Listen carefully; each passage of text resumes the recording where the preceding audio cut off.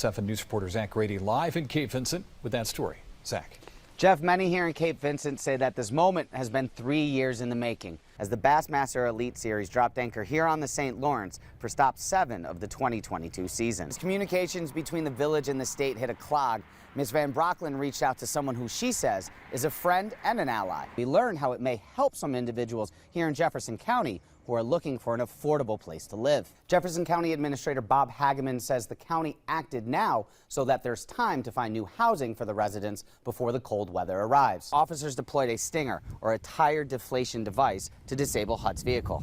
A second officer used his vehicle head-on to prevent Hutt from going into this home here on Thompson Boulevard. The artist from American Carving Company will be here at Burville Power Equipment through the end of the week.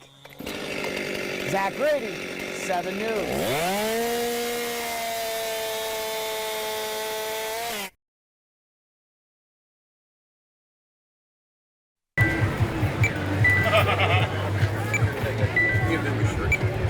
Thank you. You're welcome. The gates opened early and the parking lot was full at NBT Bank Stadium in Syracuse as a sellout crowd came to see New York Mets ace Jacob deGrom pitch in what could be his final rehab start before making his way back to the majors. Let's go Mets! The 10,815 in attendance for deGrom's third rehab start is the largest recorded crowd at NBT Bank Stadium since the partnership between the teams began in 2019. To see deGrom, I'm a huge Mets fan. I've been a Mets fan since probably like 1982. I'm just looking forward to seeing him in person and see what he's got going on. deGrom looked sharp out of the gate, recording a 1-2-3 first inning, highlighted by a strikeout of Jacksonville's Brian Miller on a 100-mile-an-hour fastball. deGrom in a bit of a jam in the bottom of the second after giving up a double and a walk.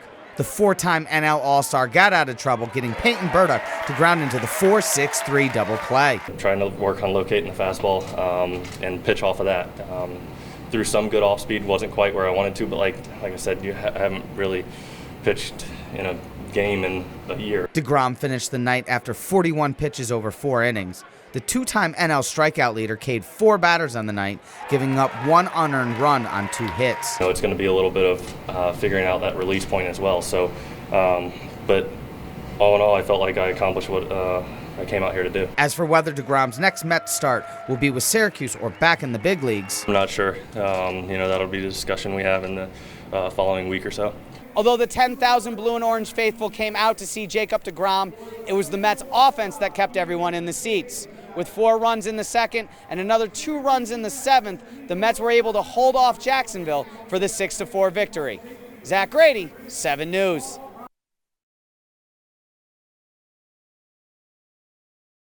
Thanks, Chris.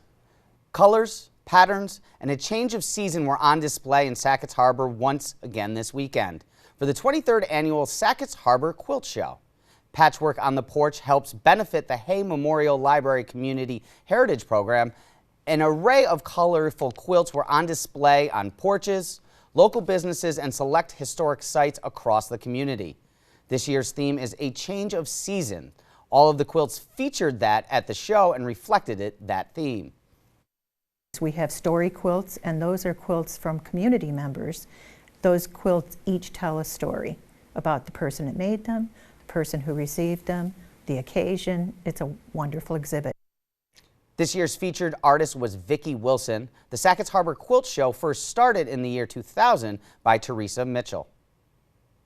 No expected increases in property taxes for the residents of the city of Ogdensburg.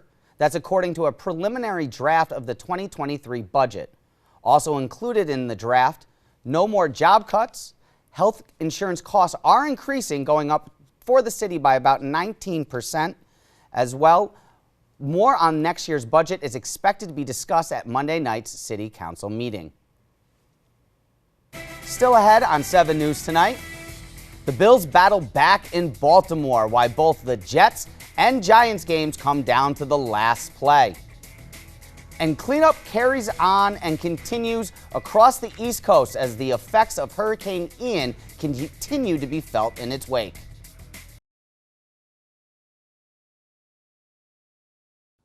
It may only be the Eastern Conference semis, but the Nets and Bucks second-round matchup has an NBA Finals feel to it. Brooklyn and Milwaukee were the top 2 teams in the NBA in scoring this season.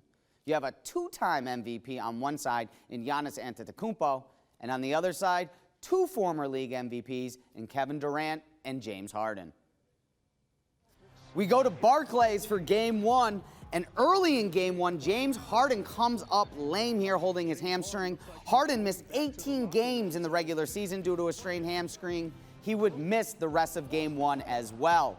PJ Tucker here with a little defense early, throwing it up for the Greek Freak who slams it down. Giannis would have 34, 11, and 4 assists as he gets the end one here on Blake Griffin, but it would be way too much of the Nets as Kevin Durant hits Kyrie Irving here for the pretty up and under.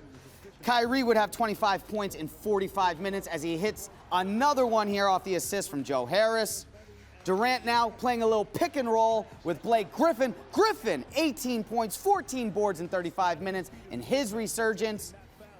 Then Kyrie Irving going skip to my Lou, hits the and one mixtape killer crossover.